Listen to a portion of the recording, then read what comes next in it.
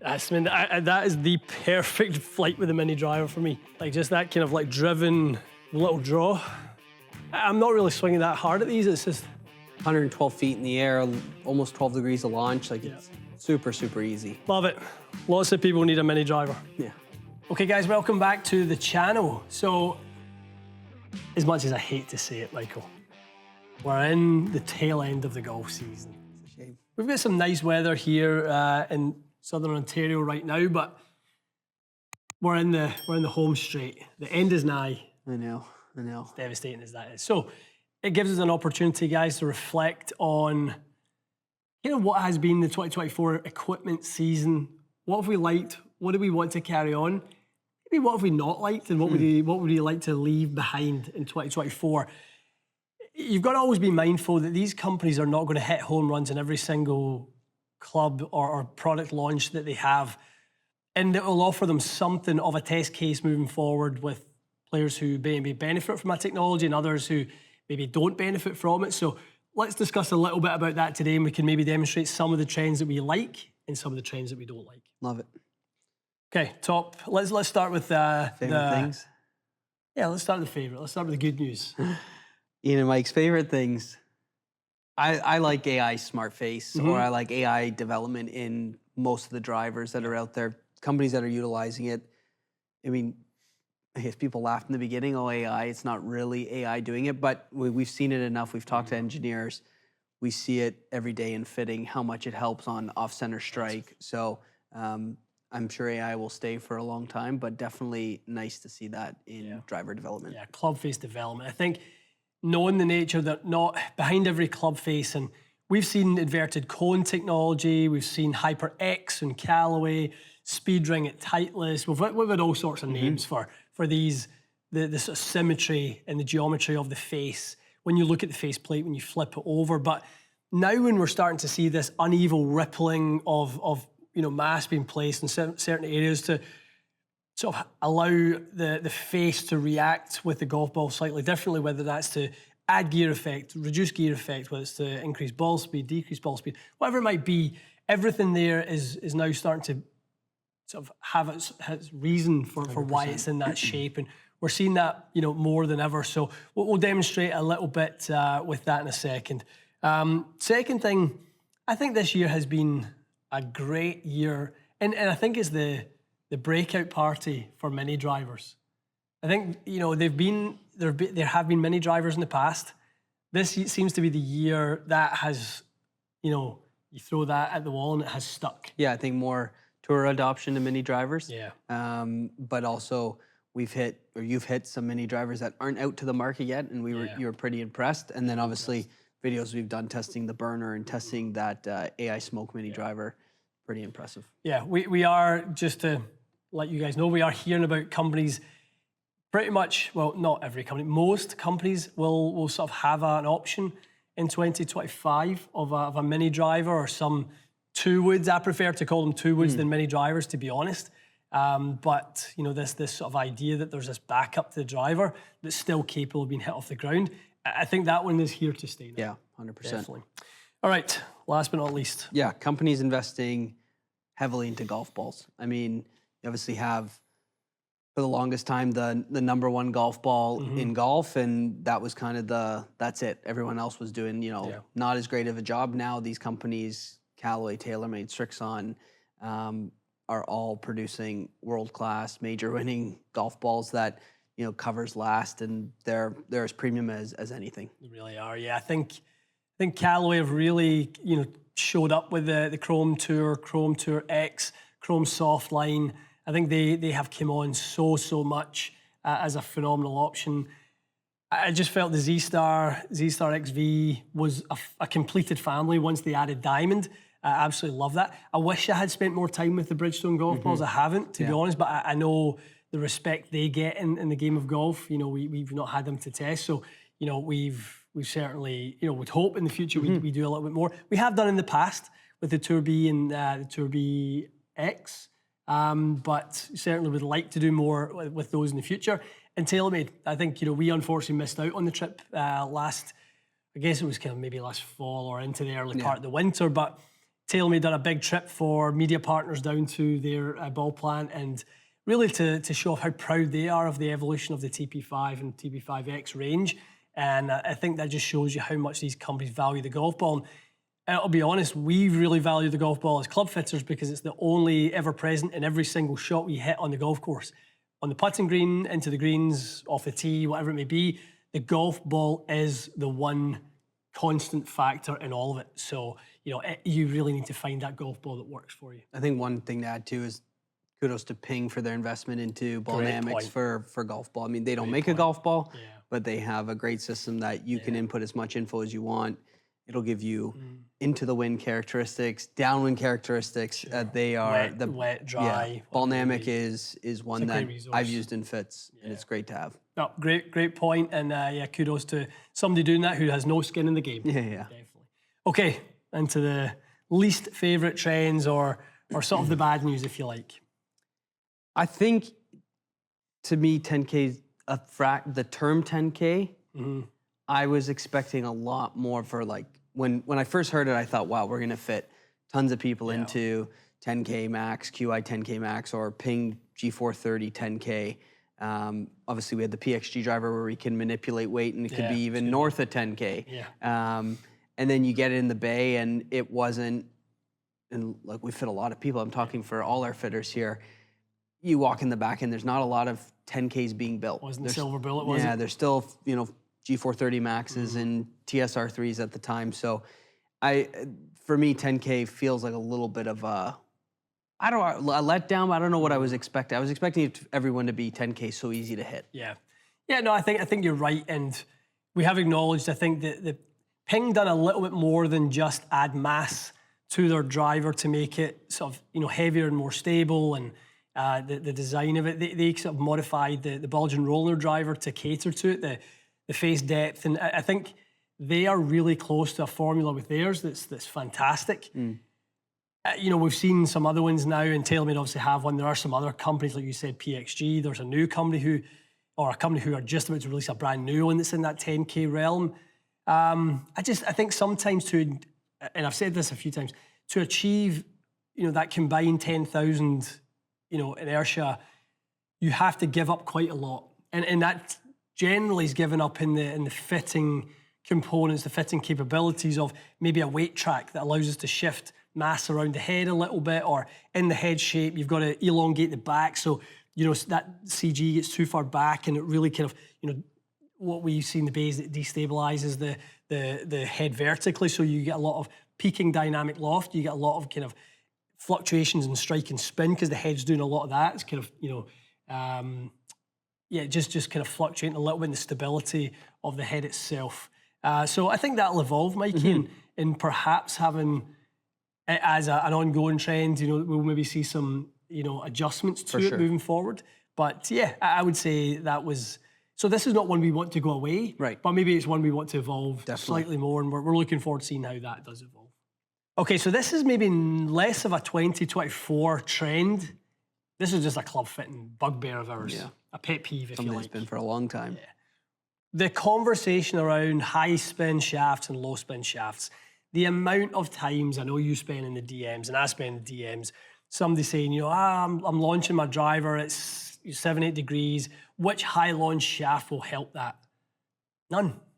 There is none. Yeah. There's no shaft that's going to magically give you 4 degrees of launch to go from 7 or 8 to 11 or 12. That just is not going to magically happen.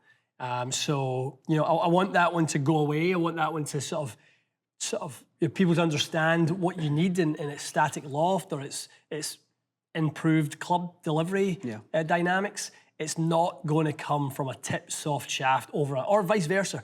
You want to bring that ball flight down, which tip stiff shaft is going to bring that down? It's not going to happen for you. It's not the answer that you're looking for. It can be part of the solution. Maybe, as we always say, the aggregation of marginal gains is the shaft may be a part, the loft may be a part, the CG may be a part, the tee height may be a part, the strike point, the ball position, the tilting at the setup. Like, you rhyme off 6 or 7 things quite quickly. Then you can start to get some improvements made, but you're not going to get it, and please don't think you can get it by just going to a more tip soft shaft over a tip stiff shaft. Last but not least, Fitting golf ball to driver? Yeah. Yeah, another one of those things that just people ask us all the time, my launch conditions are this, which golf ball will help me spin it less or more? When you get to the point where you have less loft, there's less friction impact from the golf ball itself. We'll demonstrate in a second when we get into it with an iron. So maybe we'll take a golf ball that we know is one of our go-tos for high spin and one of our golf balls that's go-to for low spin, and we'll hit drivers and then we'll hit irons. And you'll see the difference maybe might be that with the driver and it might be that with an iron. So, it really changes the fitting dynamics when it comes to loft. When we get loft in our hands, we can enhance the friction between golf ball and golf club. We can then really start to pick the golf ball. So we've said it on the channel a number of times and let's reiterate it again. You fit the golf ball to the clubs, wedges, irons, putter, etc. You fit the driver to the ball, right? You flip that one around. So once you've found a golf ball you love, then fit the driver to that. Other way around when it comes to you've got irons and wedges, you want to find a golf ball that works with those. So you want to make sure that's what everyone does when it comes to golf ball testing. Love it. Okay, let's run through a couple of these. Okay, Fries, we're going to start off with talking about AI Smart Face. Well, AI in general, but we're going to use the Callaway driver. Yeah, they've done it as well as anyone, haven't they? Okay, let me give you something, Mikey. Maybe my miss, which is low in the head.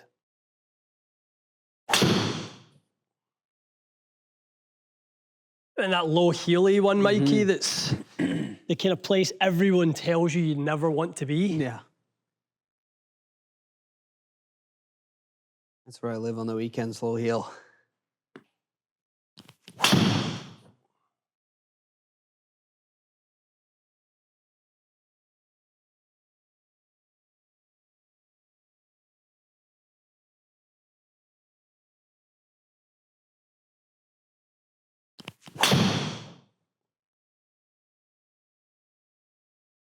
Loving the heel with these, Mikey. You still get plenty out of it. Tons out of that. So let's go compare, see what we've got in those ones.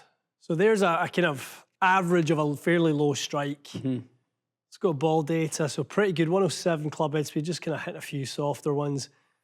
13.9 and 2200, Mikey. Like a lot of people would take that as good strikes. Yeah, Center of the face numbers. Totally. Forget the club head speed in terms of like, oh, I couldn't achieve that club head speed. Lots of people can achieve 150 to 155 ball speed, but how many people can achieve 270 in there or that, there or thereabouts? Yeah. Okay, Fries, our second favorite trend, mini driver. Yeah. It's been a more good importantly, AI mini driver has been pretty good. I mean, we did a comparison between both of them, TaylorMade and AI, and this one was obviously the best one for you. This was great in the mishits, wasn't it? Yeah, I think just the option of having something a little shorter, a little more loft was good. Good flight. That is the perfect flight with a mini driver for me. Like just that kind of like driven little draw. So easy. I mean, that's 112 feet in the air, almost 12 degrees of launch. Like it's super, super easy. Love it. Lots of people need a mini driver. Yeah. They do.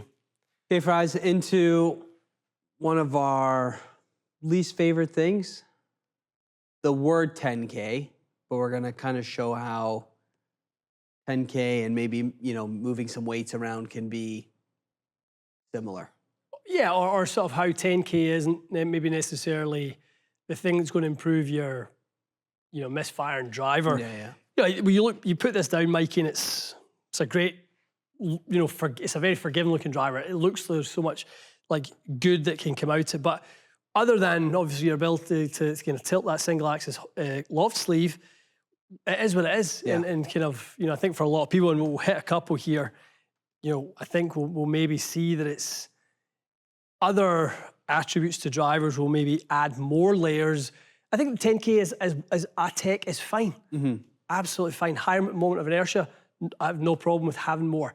It is what you have to take away to get the extra. I think people maybe misinterpret what I mean when I say I don't like 10K or I don't like the first version of 10K. I know what I want the next one to look at or look like would be. Like I just have done so much better with QI10 than I have with QI10 Max, and it's still very forgiving. Totally. Well, like we hit one earlier with AI Yeah. smart face and the Callaway, and saw it spike up to 2800. I kind of miss one low heels, not where you want it, but 4,000. Pretty good one, Mikey. Definitely just wants to float, eh? Yeah.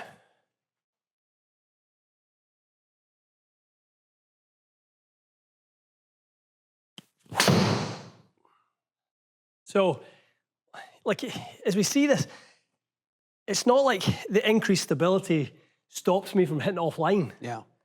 Like, I feel like I'm hitting it offline and spinning it and, so on and so forth. So, it's that combination that I think if you were somebody who purely just hit it offline and then you basically go, I can maybe lose 10 yards, but how about I give you, 8 fairways rather than 2?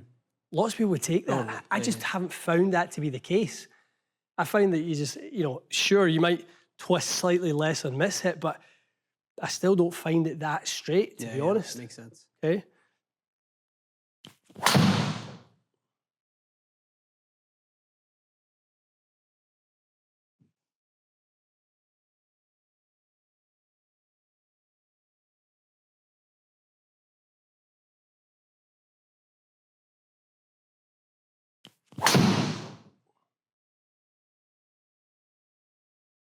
Good one there in terms of delivered loft amount.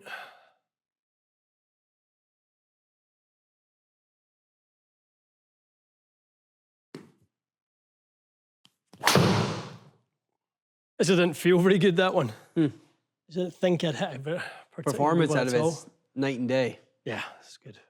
So if you go to compare, so evidently, so where the strike point is better.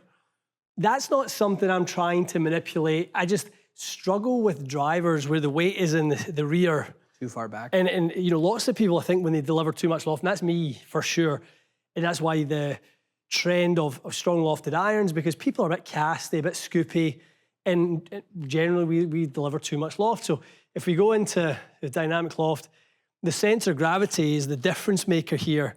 No, it's not my golf swing. It's not really anything else. So it's the amount of loft delivered is down to the CG. And then your club head speed picks up, and you're obviously going to pick up more distance because dynamic loft's down. And actually, the miss hit's giving you more out of the lower CG head, or the lower MOI head. Sorry. So if we go to ball a second and see the difference, like you're just not going to trade that. No, you're not going to trade that in. You're not getting spin difference. Huge. Least favorite thing or least favorite trend number 2: high spin shafts versus low spin shafts. We're going to use Ventus Red and Ventus Black.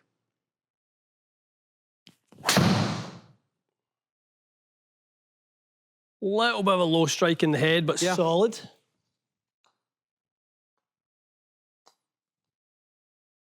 how good this head performs. Slightly low in the head.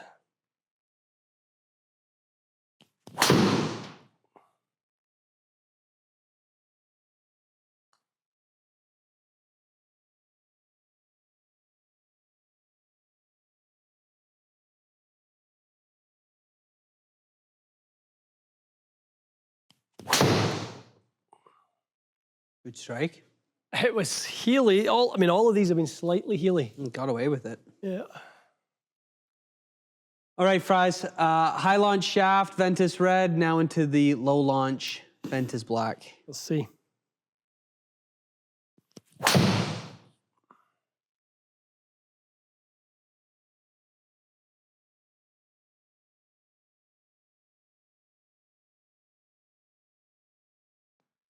The unicorn strike, Michael.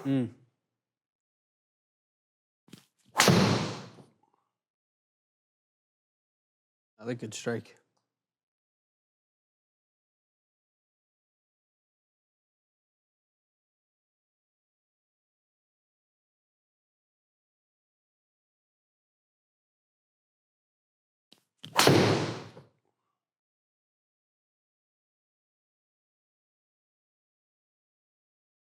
A good strike. Striking this one better, Mikey.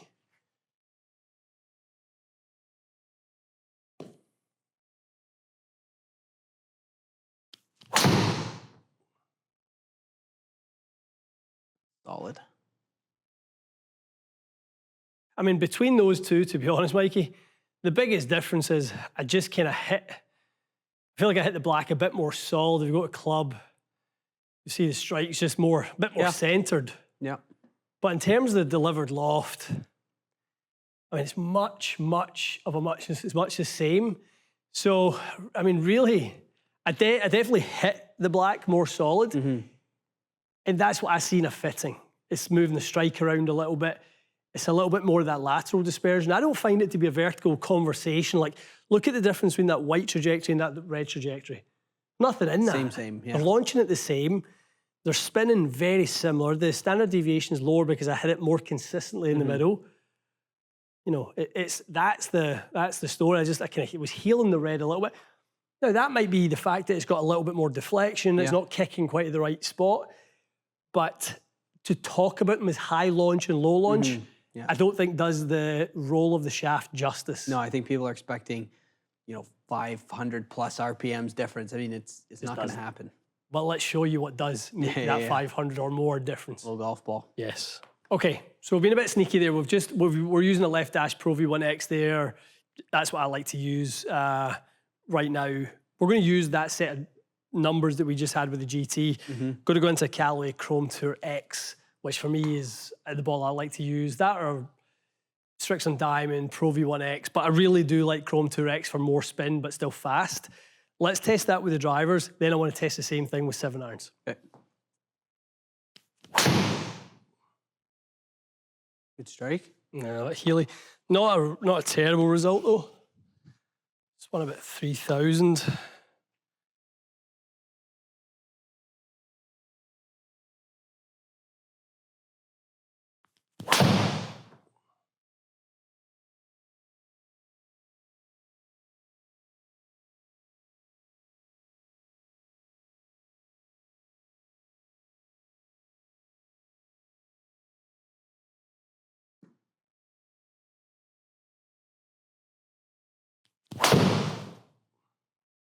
Got a bit of spin on it, Mikey. No kidding. Okay, so ball-wise, Mikey, about 350, just under 350 RPMs of difference between the highest low spin ball and the lowest low spin ball of the driver. So it's not nothing. Yeah. But if you look at the trajectories, launch being similar, speed being similar, all sort of other things similar, we've just got a little bit of a friction play when it comes to those two golf balls. So let's pick 7 iron. Let's do sort of the same test from 175 yards. Low spin golf ball, 7 iron test, 175 yards out. Yeah. 33-degree 7 iron, Mikey. So probably spin for me with this, probably 50, maybe 6, 62. Let's go up on my 58 to 62 in that window.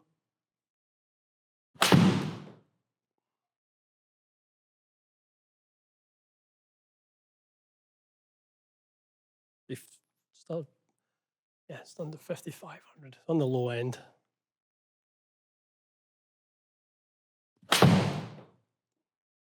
Good strike. 7 iron's going miles. I think probably hitting drivers, like I feel like I'm chipping these, like hitting drivers all day. The speed that comes out, that's so easy to swing at 94. Like I'm doing absolutely nothing.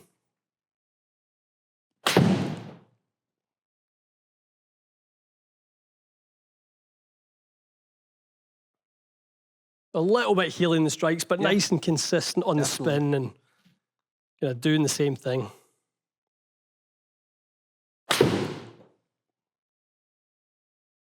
Difference in like distance. Yeah. With that low spin ball is crazy. Good strike. Sounded good. A wee bit thin. All of them are just a bit thin. Still a crazy difference in spin. Yeah, it's a lot.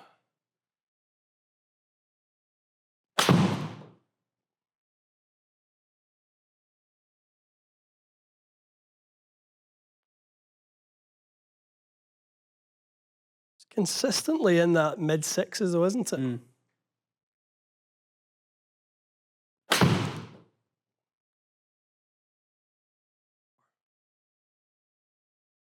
Okay, Mikey, interesting one. I think when you get into the 7-iron, you start to see how these golf balls can be very, very different. Almost 1,000 RPMs of difference. I think the most important thing, I mean, 1,000 RPMs is nuts to see, but like you said earlier, talking about, you know, it's strictly ball that we're looking at. Yeah. We've eliminated loft out of the question, which is nice. We're literally looking at friction cover. Yeah. That's what it is. There's nothing else at play here. We're indoors, so we're not talking aerodynamics. We're not talking anything else that creates lift versus sort of, you know, reduced drag, whatever that may be. We're literally just talking in a fit or on the golf course. You've got maybe a stronger lofted iron and you find that you're knuckling, you know, the sort of flight a little bit and you can't stop it. Something like a Chrome Tour X or a ball like that, if you do some testing of your own, see what works, could potentially give you a lot, and vice versa. Left hash Pro V1X is a great golf ball for those who maybe want to reduce spin by 1,000. We're talking 350 with driver, but 1,000 when it comes to the mid-irons. We want that spin with the scoring clubs. Yeah, right. 100%. So I'd probably carry a little bit of spin with the driver in order to, you know, have that control with the irons if you're in those types of clubs. Cool. Okay, guys, so there you have it. Our top 6, 3 most favourite and 3 least favourite trends within club fitting, somewhat relevant to 2024. Yeah. I think there's some good takeaways for you guys there, some things maybe to think about, some sort of myth busters within there with regards to the shaft and sometimes to the ball and these types of things. Some technologies that you guys are probably going to want to buy into in terms of maybe some spin control things with the way club faces are being designed, center of gravity being adjustable as it is, and not taking a club that just off the shelf is as a one-size-fits-all. Take that adjustability, because at least down the line, if you don't get fit for it up front, there's the opportunity to be retrofit into it in the future. Yeah, so sure. Loads and loads of options, and last but not least, obviously, golf ball development. We can't emphasize that enough. What manufacturers are doing to give us every opportunity on every shot we play for centeredness of core, for the consistency on spin, wet sort of conditions, and how much, you know, sort of spin we can maintain in all sorts of conditions. That's what we want from the golf ball, because it's the ever-present in the game. Totally. Good stuff. All right, let us know in the comments below, what are your most favourite and what are your least favourite trends within club fitting, golf equipment, 2024? What would you like to see come back? What is a technology that you feel was meaningful or a bit of a game changer at that time? We'd love to hear what you guys think as well. Those are some of our thoughts, so I'd love to hear from you guys. Stay tuned for more, and we'll see you again soon.